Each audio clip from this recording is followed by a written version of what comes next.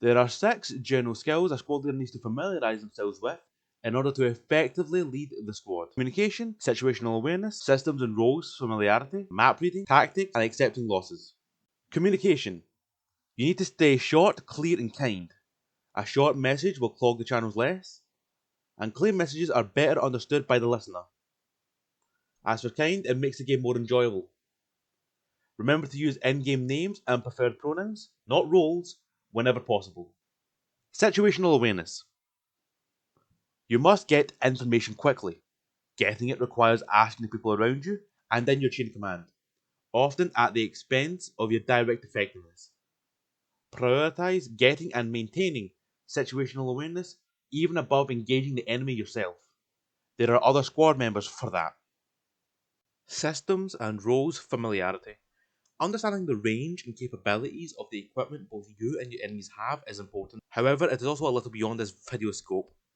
You do not need to have exact information on the topic. You can consult more experienced unit members, as they will be happy to provide you with answers, and if that is not an option, one can attempt to fuck around and find out. Map reading.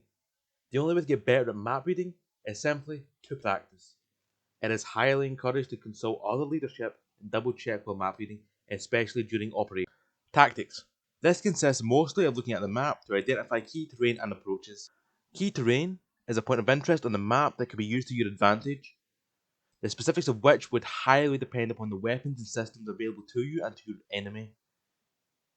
A hill 1.5 click from the objective is useless for infantry, but excellent for an infantry fighting vehicle. Key terrain will typically be elevated and uncontested by the enemy. Make sure it has good cover if it's for you. For vehicles, this is less important. Good key terrain is artillery bait, so don't stay there for long. Approaches are ways to get into key terrain and complete your task. Make sure the most obvious approach is usually going to be contested by the enemy, so plan accordingly. Once you have identified key terrain and approaches, you gotta get to them. There is 2 ways to do that. Quickly and bounding. Quickly will involve the entire element moving as one from A to B, while bounding will have the element split, half covers, half moves, usually with stops to rotate. To choose, think about the risk of engagement and the speed necessary to complete your task. If you're unsure, choose bounding. While doing that, you'll need to choose a formation. Column is fastest, but the line is best for engagement. Be sure to use cover. Accepting losses. Hard, compelling missions mean you will lose people. That is not your fault, and you shouldn't feel bad about it.